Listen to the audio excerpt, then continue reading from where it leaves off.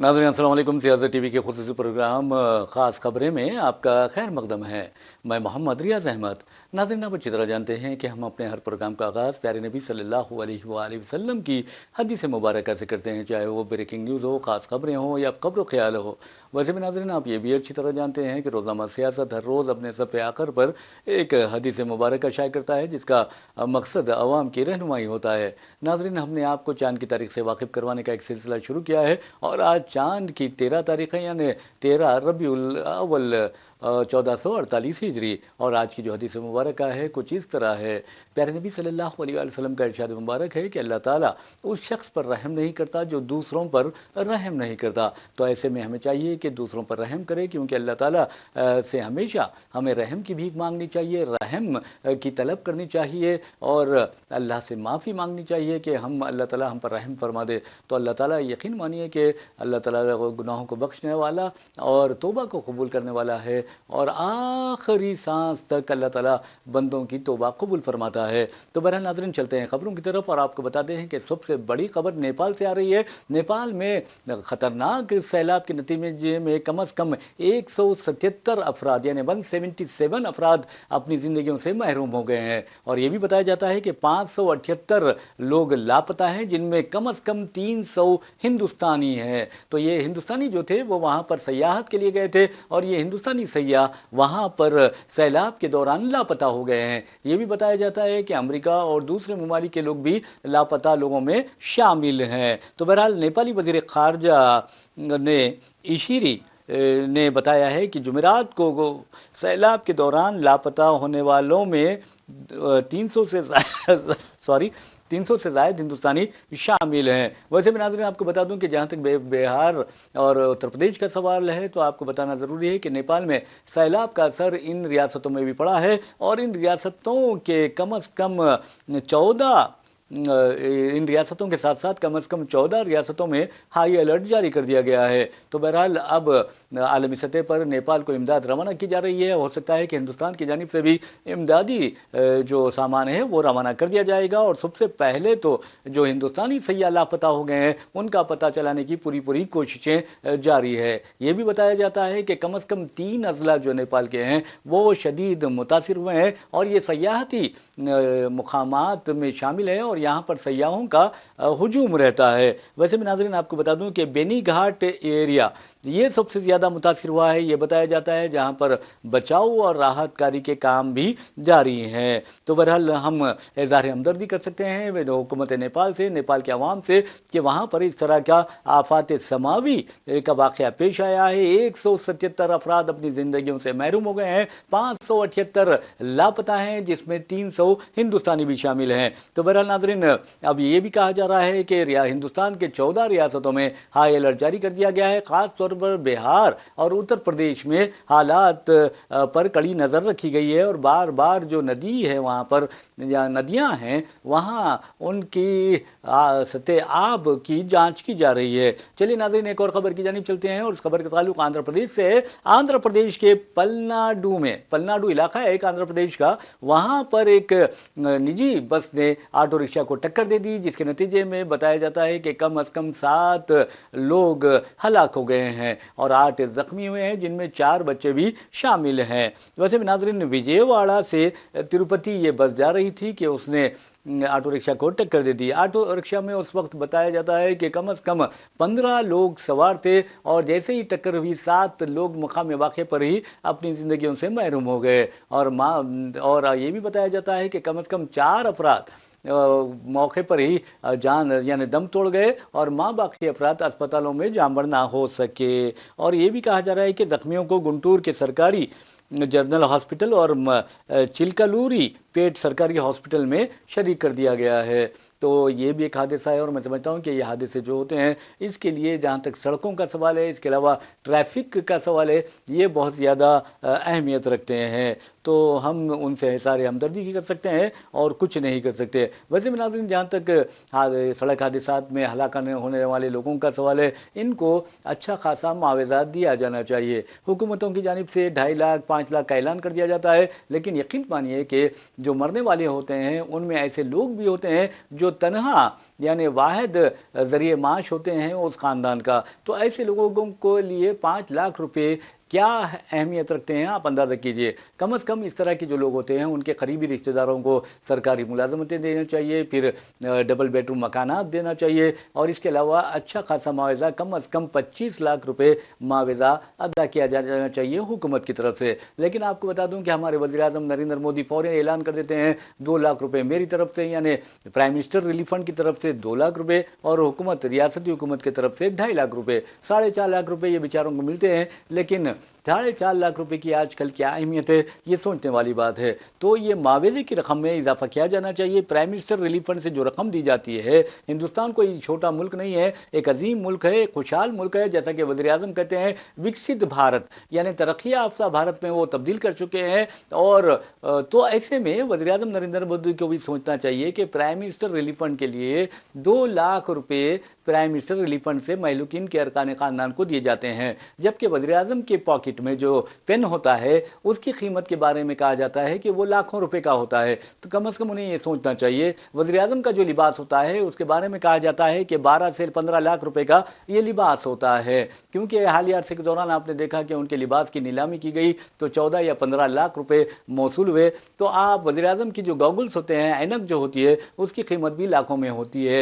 تو آپ اندازہ کیجئے۔ لیکن آپ کو یہ بھی بتانا چاہیے کہ وزیر اعظم نریندر مودی ڈاکٹر منموہن سنگھ کے اگر نقش قدم پر چلتے تو ان کے جیب میں لاکھوں روپے کا پین نہیں ہوتا، بلکہ 5 روپے سے لے کر 10 روپے کا پین ہوتا ہے۔ تو یہ چیزیں بہت زیادہ اہمیت رکھتی ہے۔ سمپلسٹی ہونی چاہیے، ہیوملٹی ہونا چاہیے، یعنی سادگی، عاجزی، وہ انکساری انسان میں ہونا چاہیے، اور انسان جو ہے وہ بالکل سادگی سے اپنی زندگی گزارنا چاہیے۔ مثال کے طور پر آپ کو بتا دوں کہ سابق وزیر اعظم لال بہادر شاستری ایک نعرے کے لیے بہت زیادہ شہرت رکھتے ہیں، اور وہ نعرہ ہے جے جوان جے کسان۔ انہوں نے یہ نعرہ دیا تھا، لیکن آپ کو بتا دوں کہ وہ اس قدر سادگی سے زندگی گزارتے تھے کہ ان کے یعنی بحیثیت وزیر اعظم جب وہ خدمات انجام دے رہے تھے تو گھر والوں نے، بچوں نے کہا کہ دیکھیں پتا جی ہمارے پاس نہ گاڑی ہے، حالانکہ آپ پرائم منسٹر کے عہدے پر فائز ہیں۔ تب لال بہادر شاستری نے 5,000 روپے اس وقت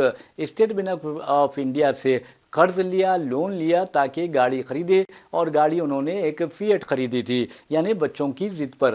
تو آپ اندازہ کیجئے کہ کس قدر وہ سادگی سے زندگی گزارا کرتے تھے۔ اور آج ہمارے وزیر اعظم نریندر مودی کو دیکھیے، آپ ان کا لباس دیکھیے، ان کے شوز دیکھیے، ان کا سوٹ، ان کا بوٹ دیکھیے، ان کا پین دیکھیے، ان کا گوگلز دیکھیے، یعنی اینک دیکھیے، چشمہ اسے دیکھیے، تو آپ کو اندازہ ہوگا کہ وہ کس طرح کی ٹھاٹ باٹ کی زندگی گزارتے ہیں۔ جبکہ جو عوامی لیڈر ہوتے ہیں، نہ انہیں بچے، نہ بیوی، نہ بچے، آپ اس طرح کی ٹھاٹ باٹ کی زندگی گزارتے ہیں، تو میں سمجھتا ہوں کہ وزیر اعظم نریندر مودی کو تمام ہندوستانیوں کو اپنے بچے سمجھنا چاہیے اور ان پر خرچ کرنا چاہیے۔ اب آپ کو بتا دوں ڈاکٹر اے پی جے عبد الکلام نے بھی شادی نہیں کی تھی، اور آپ کو یہ بھی بتا دوں لیکن انہوں نے جس انداز میں کام کیا کرتے تھے، جیسا کہ رمضان کے دعوت افطار راشٹرپتی بھون میں ہوتی تھی، لیکن انہوں نے کہا کہ میں دعوت افطار ان بچوں کو لیے دوں گا جو یتیم و یسیر ہے۔ تو بہرحال انہوں نے راشٹرپتی بھون میں ان بچوں کو بلایا، اور راشٹرپتی بھون قرأت کلام پاک سے گونج اٹھا۔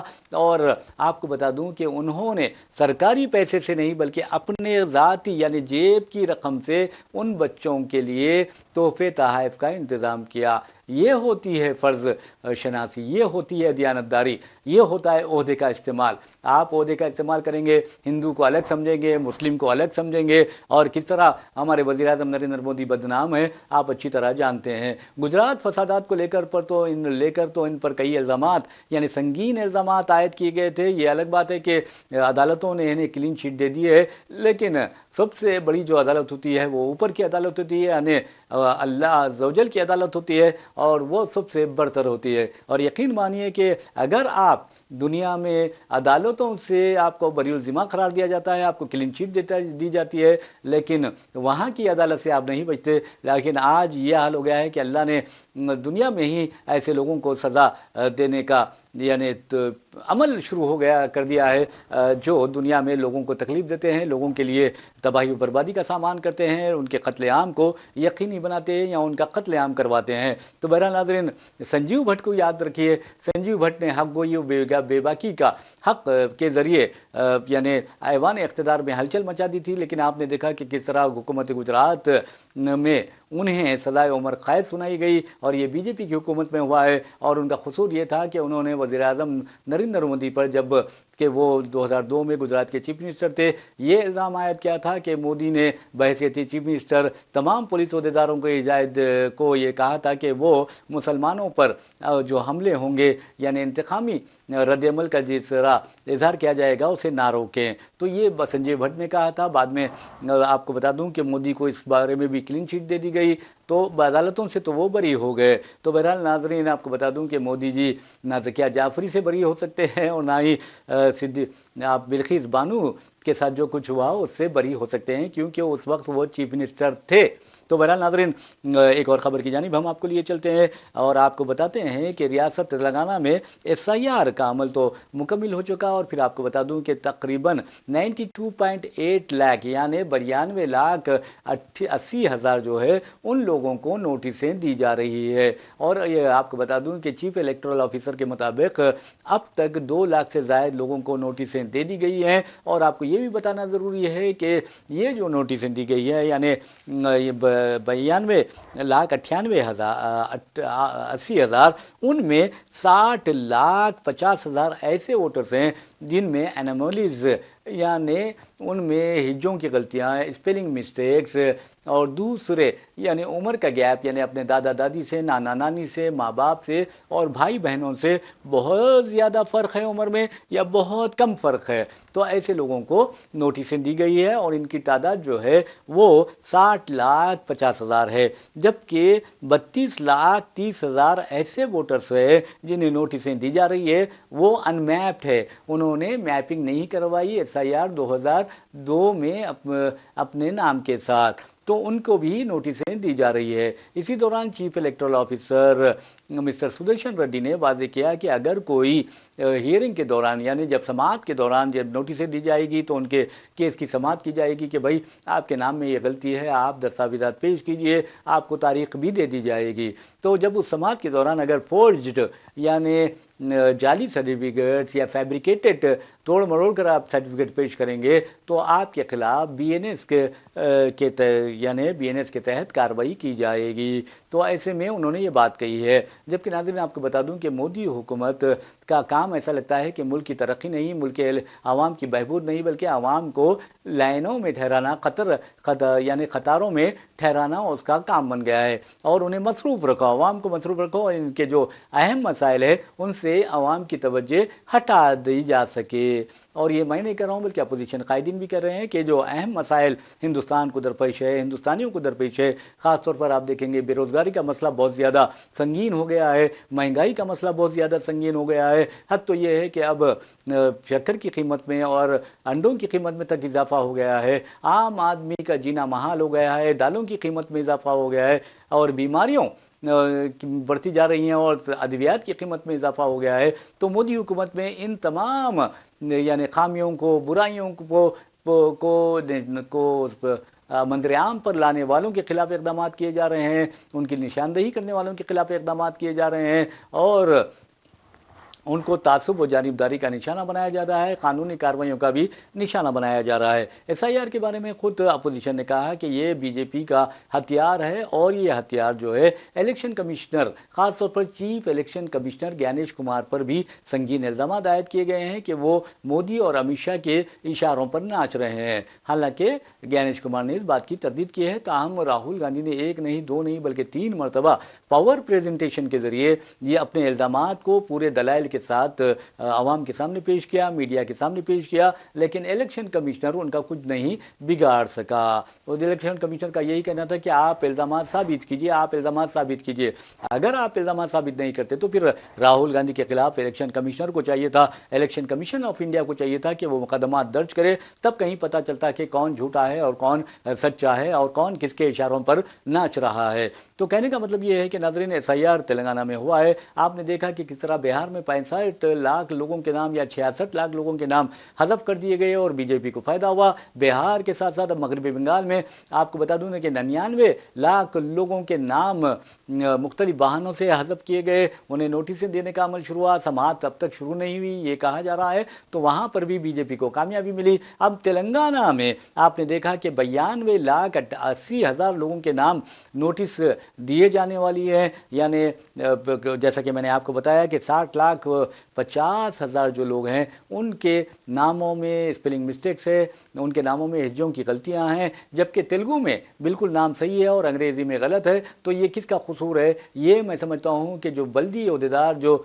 इलेक्शन कमीशन ऑफ इंडिया का जो के ओहदेदार जो घरों पर आते थे, उनकी गलती है। उनको इसका खुमियाजा भुगतना चाहिए, इलेक्शन कमीशन को इसका जिम्मेदार करार देना चाहिए, जबकि आवाम को उसका खुमियाजा भुगतना पड़ रहा है। और एक अहम बात यह है कि अनमैप्ड जो वोटर्स हैं उनकी तादाद आपको बता दूं कि 32,30,000 है, उन्हें भी नोटिसें दी जा रही है। तो ये आवाम पर एक बोझ है, आवाम पर एक, मैं समझता हूँ कि आवाम को मसरूफ़ रखने का एक तरीक़ा है कि भाई आप बहुत ज़्यादा मसरूफ़ हो जाइए ताकि आप जो महंगाई बढ़ रही है उस पर सवाल नहीं उठा सकेंगे। आप मसरूफ़ हो जाइए, बेरोज़गारी पर आपकी नज़र नहीं जा सकेगी। आप मसरूफ़ हो जाइए क्योंकि और ख़वातीन पर जो मज़ालिम हो रहे हैं, अक़लियतों पर जो मज़ालिम हो रहे हैं, वो मजहबी लिसानी जो अक़लियतें हैं उन पर जो मज़ालिम हो रहे हैं उस पर आप की तवज्जो ना जा सके। तो ये तवज्जो हटाकर आपको मसरूफ़ रखा जा रहा है। अब आप देखेंगे कि SIR के बाद फिर आएगा मरदूमशुमारी में 40 क्वेश्चंस पूछे जाएंगे।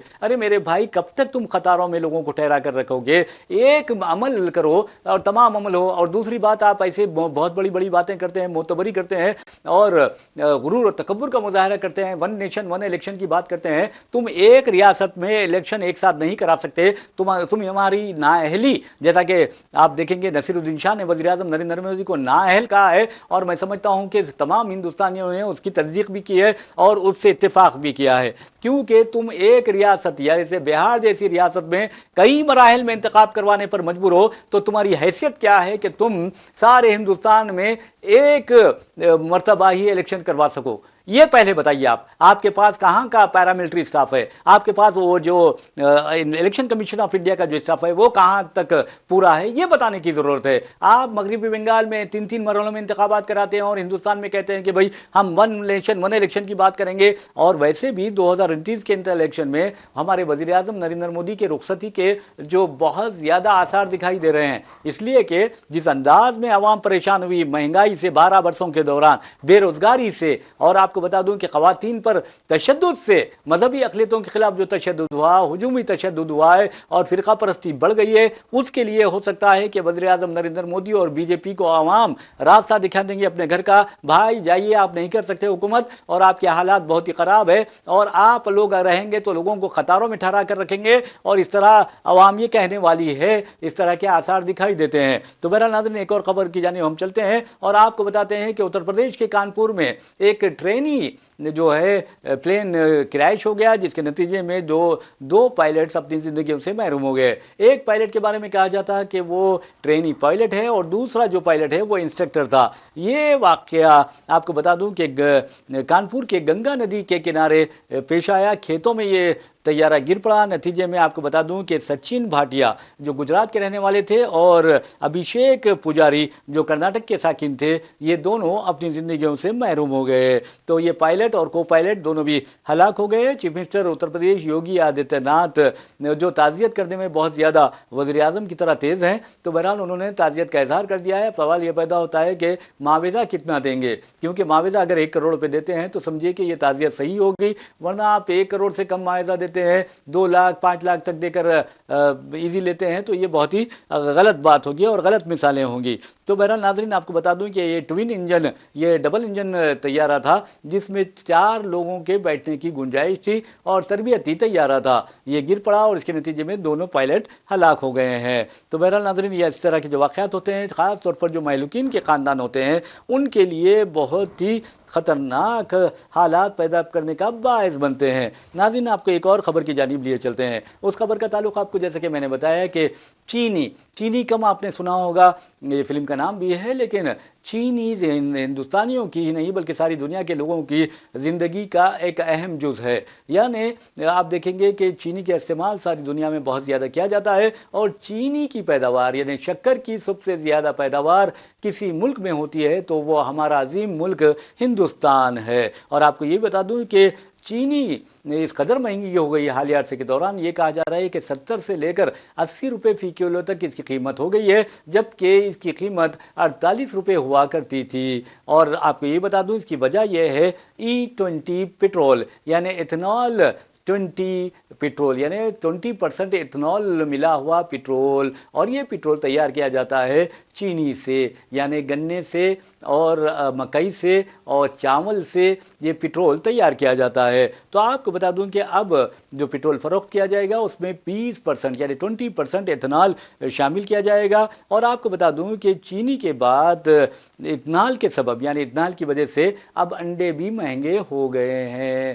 بتایا جاتا ہے کہ 7 روپے ایک انڈے کی قیمت ہو گئی ہے، اور آپ کو یہ بتانا ضروری ہے کہ 125.78 لاکھ ٹن یعنی تقریباً 126 لاکھ ٹن مکئی بھی اس ایتھنال 20 کی تیاری میں استعمال ہونے کا خدشہ ہے۔ تو اب اس سے آپ دیکھیں گے کہ اگلے دنوں میں مکئی کے آٹے کی قیمتوں میں بھی بہت زیادہ اضافہ ہو جائے گا۔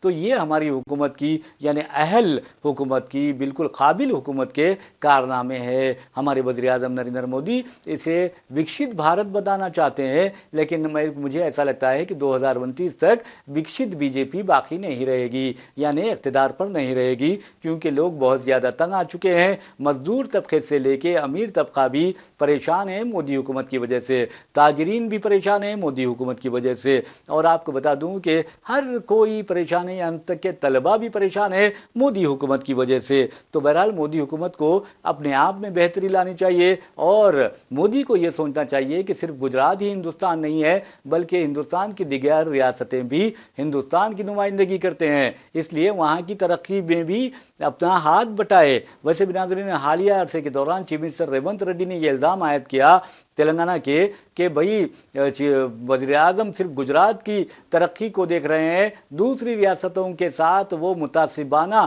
اور سوتیلا پن کا سلوک روا رکھے ہوئے ہیں۔ تو اتنی بڑی بات مودی کے بارے میں ریونت ریڈی نے کہی ہے، اور آپ کو یہ بتا دوں کہ انہوں نے یعنی چیف منسٹر ریونت ریڈی نے خود مجھے سیاست ٹی وی کے لیے انٹرویو دیتے ہوئے وزیر اعظم نریندر مودی کو ہندوستان کا سب سے بڑا جھوٹا قرار دیا تھا۔ تو آپ اندازہ کیجئے کہ وزیر اعظم نریندر مودی کا امیج کس قدر خراب ہے اور خراب ہوتا جا رہا ہے۔ امریکہ میں دیکھیں گے کہ ڈونلڈ ٹرمپ کی مقبولیت گھٹتی جا رہی ہے، اب ان کی مقبولیت 38% رہ گئی ہے، اور مودی کی مقبولیت بھی اس قدر گھٹ گئی ہے کہ خود مودی کہتے ہیں کہ اپوزیشن نے مجھے 90 سے زائد گالیاں دی ہے، اور جس میں یہ کہا گیا ہے کہ تم پاگل کتے ہو۔ یہ مودی جی نے اپنے زبان سے کہا، اپنے منہ سے کہا ہے، تو میں نے آپ تک یہ بات پہنچا دی ہے اور آپ سمجھ جائیں گے۔ تو ایک ایک گالی کیسی دی ہے، تو اب سوال یہ پیدا ہوتا ہے کہ اگر کوئی اچھا کام کرتا ہے تو کیا لوگ اسے گالی دیتے ہیں؟ کیا کانگریس ان کی بہت زیادہ دشمن ہے کہ وہ انہیں بار بار گالیاں دیتے رہے؟ ٹھیک ہے، کانگریسی قائدین نے دشمنی میں آپ کو گالی دی ہے، تو پھر بچوں نے کیوں گالیاں دی ہے؟ بچوں نے کس قدر گندی گندی باتیں آپ کے بارے میں کی ہے، کیوں کی ہیں؟ یہ سوچنے والی بات ہے، اور میں تو دہرانا بھی نہیں چاہتا اور دہراتا بھی نہیں۔ اب وزیر اعظم کو کس طرح بچوں نے گالیاں دی ہے، لڑکے لڑکیوں نے گالیاں دی ہے، یہ آپ اندازہ کر سکتے ہیں۔ ایک لڑکی نے تو وزیر اعظم کے انسان ہونے پر بھی سوال اٹھا دیا ہے، اور مرد ہونے پر سوال اٹھا دیا ہے۔ کتنی بری بات ہے۔ اس نے کہا کہ مجھے پہلی مرتبہ معلوم ہوا کہ وزیر اعظم نریندر مودی مرد ہے۔ ایک بچی اس طرح بات کر رہی ہے تو وزیر اعظم نریندر مودی کے لیے لمحے فکریہ ہے کہ وہ سوچے کہ آخر ایک ہندوستان کی بیٹی جس کی شادی بھی نہیں ہوئے، وہ ایک طالبہ ہے، اسٹوڈنٹ ہے، وہ ان کے بارے میں اس طرح کے خیالات ظاہر کر رہی ہے، جس سے لوگوں کو تکلیف ہوتی ہے کہ ایک بچی کیوں اس طرح گالی دے رہی ہے وزیر اعظم کو۔ تو بہرحال وزیر اعظم کے لیے، بی جے پی کے لیے، آر ایس ایس کے لیے یہ لمحے فکریہ ہے۔ تو بہرحال ناظرین، ایک اور خبر کی جانب ہم चलते हैं और आपको बताते हैं कि आरएसएस सरबराह मोहन भागवत बातें बड़े बड़े करते हैं। और आपको ये बता दूं कि कभी मुसलमानों के हक़ में बात करते हैं तो कभी कहते हैं कि हिंदुस्तानियों का डीएनए एकसा है। अच्छा भाई, अगर डीएनए एकसा है तो फिर तुमने अपने माशरे को, समाज को मज़हब, ज़ात पात में क्यों बांट रखा है? ये सोचने वाली बात है। दलितों के साथ इस कदर बुरा सलूक क्यों किया जाता है? क्या कभी मोहन भागवत ने इस पर सवाल उठाए हैं? क्या मोहन भागवत ने इस बात पर सवाल उठाए हैं और ख़ास तौर पर ब्राह्मणों से और बीजेपी व आरएसएस के कायदीन से दरियाफ्त किया है कि आखिर तुम दलितों के साथ इस तरह का नारवा सलूक क्यों रखते हो? मनादिर में उनको दाखिल होने की इजाज़त क्यों नहीं देते? उनके साथ बैठकर खाना क्यों नहीं खाते? और अगर कोई दलित दुल्हा घोड़ी पर बारात निकालता है तो उस पर हमला क्यों करते हो? कभी उन्होंने पूछा? नहीं पूछा। लेकिन आपको बता दूं कि the US commission on international religious freedom ने अमरीकी हुकूमत यानी डोनाल्ड ट्रंप इंतज़ामिया से फिर एक मरतबा मुतालबा किया है कि वो मोहन भागवत को जारी करदा अमेरिका वीज़ा मनसूख कर दे। मोहन भागवत, आपको बता दूं कि ट्यूसडे यानी मंगल को वो अमेरिका पहुंचे थे और कल यानी डे आफ्टर टुमारो, हफ्ते को वो मेडिसन स्क्वायर गार्डन में 5,000 हिंदू अमेरिकियों और एनआरआई से खिताब करेंगे और वहाँ पर उनके खिलाफ ज़बरदस्त एहतजाज भी जारी है और उन्हें फाशिस्ट करार दिया गया है और कहा गया है कि आरएसएस से जुड़ी ऑर्गेनाइजेशंस ने मुसलमानों, ईसाइयों, दलितों और ख़वातीन पर पुरतशद्दुद हमले किए हैं और मज़हब के नाम पर ये लोगों को निशाना बना रही है। तो बहरहाल नाज़रीन, इसी के साथ हम अपना प्रोग्राम खास खबरें इख्तिताम को पहुँचाते हैं। अपने मेज़बान मोहम्मद रियाज अहमद को इजाज़त दीजिए। इंशाअल्लाह फिर मुलाकात होगी, फिर बात होगी। तब तक के लिए अल्लाह हाफ़िज़।